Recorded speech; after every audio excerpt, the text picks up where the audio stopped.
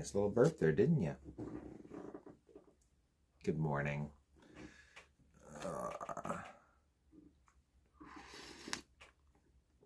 That's only for me, okay? That's really hot. Don't touch.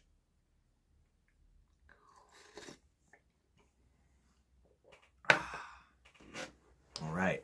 You gonna say hi to everybody? You don't really say hi, do you? She honestly is pretty lame. She doesn't really know any tricks at all. Do you? See? So boring. I like to tease, but I love when the kids get older and we can do stuff together. What do you do? Well, hardly anything. Oh, well. In time. Proverbs 29, verse 1. He who is often rebuked and hardens his neck will suddenly be destroyed, and that without remedy. Well, there you go. I mean, when you continually don't listen, right, and you get harder and harder, I mean, that's suddenly be destroyed without remedy. And you know, guys, God often will. He will give us, like, we have small rebukes. And that's always my prayer, actually, and maybe this is something you should consider and be praying as well, is, and this is actually an amazing parenting advice too. I know there's parenting in this chapter. Chapter 29 has got some good parenting proverbs. You're too short. No one can see you.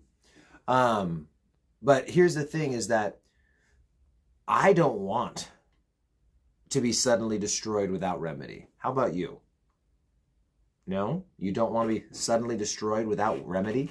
Well, the thing is that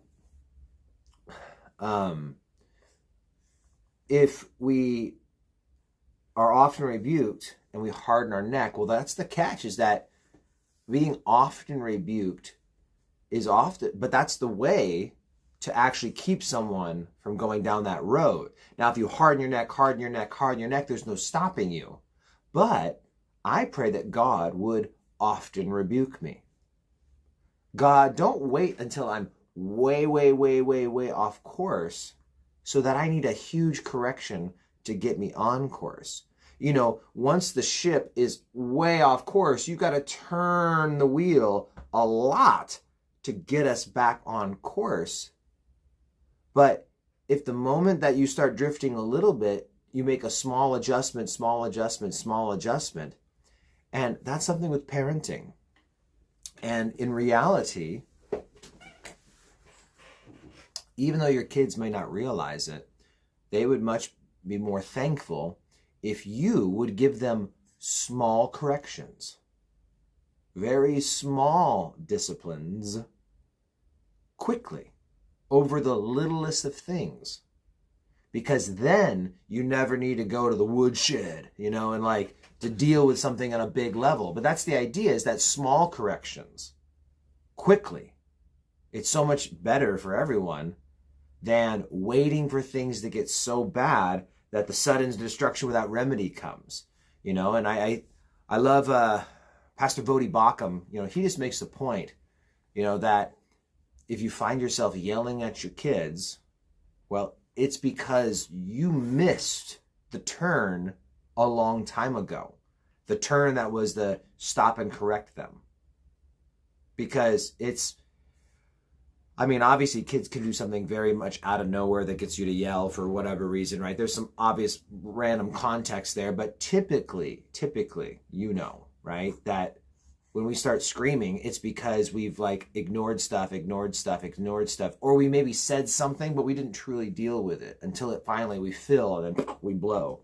All right, too much time there. Verse 2, when the righteous are in authority, the people rejoice. When the wicked man rules, the people groan. Election day is Tuesday, right? Vote. Tell your kids, your adult kids, to vote.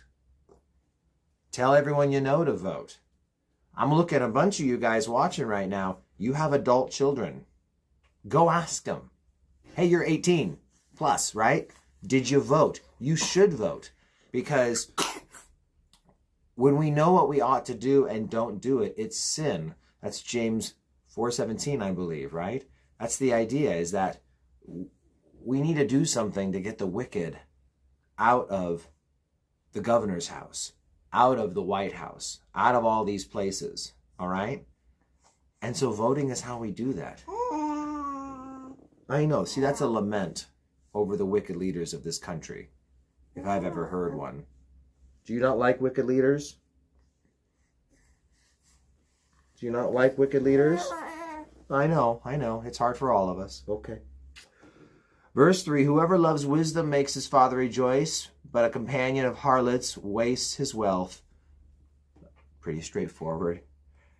The king establishes the land by justice, but he who receives bribes overthrows it. Again, that righteousness is what keeps the kingdom going.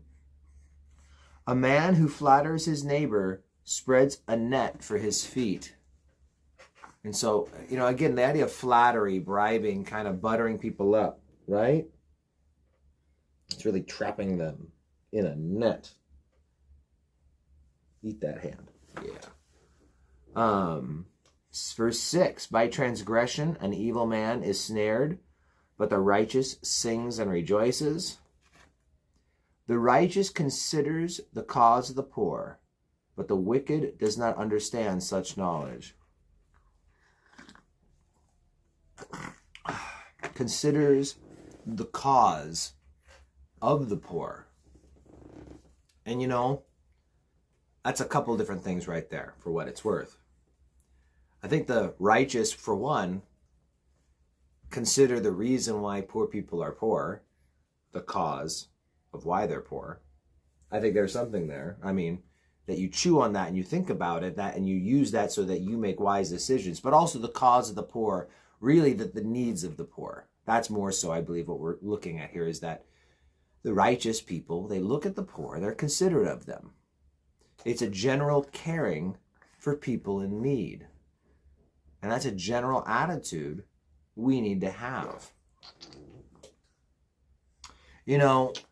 Looking at the time, looking at the verses, I'll throw out here something. Maybe this is where we'll end today in verse 7. Is that yesterday I had to block someone on social media because they were on a rampage, an unbeliever and whatnot. And I try to stay friends with unbelievers so that I can minister to them. But if they go cuckoo, there's nothing much I can do about it. But that said, they were caught up on this idea of, well, what are you Christians doing for the community? What is the church doing for the community? And I had to try and explain, and this is something I think you as Christians, you should know this, but it's good for us to talk about this because it's not something I ever think about much, is that so many unbelievers feel like, well, church is a good institution to make people feel better, and it's good for the community. But it's like, well, yeah, the community benefits from people coming to salvation and giving their lives to the Lord. But the church is not a humanitarian organization. And what's fascinating is this. And we'll be in Timothy shortly. It'll actually be by December, we'll start the book of Timothy at our church. And we are just reading Timothy for our daily reading plan with the family. And something... That is very distracting. Something that my wife was doing with the kids was she was leading the Bible study because I think it was actually on a Sunday, so I was not able to sit with them at the time, and asking the kids, did you hear what it said about taking care of widows? And in 1 Timothy 5, it's all about the real widows. And if you look at that, it's hardcore. It's like, well, don't take care of a widow who's old enough to get remarried. Don't take care of a widow unless she's been there washing the disciples' feet and doing this and doing that. It's like, it was this intense list, but the idea was that the church cared for orphans, the church cared for widows. Acts chapter 6, they're caring for widows, but they only cared for the ones that truly, truly needed it. And the whole concept was not to enable the widows who had a means to take care of themselves. And people don't realize that sometimes, that actually the primary function of the church in helping the needy was to help the needy church members. It wasn't supposed to be something that just helped, the whole world, but needy church members. And it's worth noting that these Proverbs written to Israel, well, this was in a time when essentially, right? I mean, this is like, for them, they're Israelites. And there were devout Israelites and not so devout Israelites, but they were all Israel. So if you were in an Israelite city, there were almost only Israelites there, unless it was a time of peace, and there would be some people there who were maybe trading and doing business, right? Do you want to explain that? She's an expert on historical trade routes. But all that said, whoa, keep still. Expert at trade routes, but not balance. So, all that said, it's just that good reminder that we are supposed to care a lot for the needs of the church and the needs of each other. But that's not our primary function. Our primary function is to save the lost and make disciples. That's what we do. Now, one way we do that is by ministering to people's needs. We try and help people to try and introduce them to the church. But ultimately, it's taking care of the church. That's the main thing we're called to when it comes to being helpers of humanity. So I'll try and develop that more when we get to 1 Timothy 5. Right? Right. All right. God bless you guys. Have a wonderful morning. Oh, yeah, it's Halloween. I had that video I shared on Facebook for Halloween, and just and some food for thought.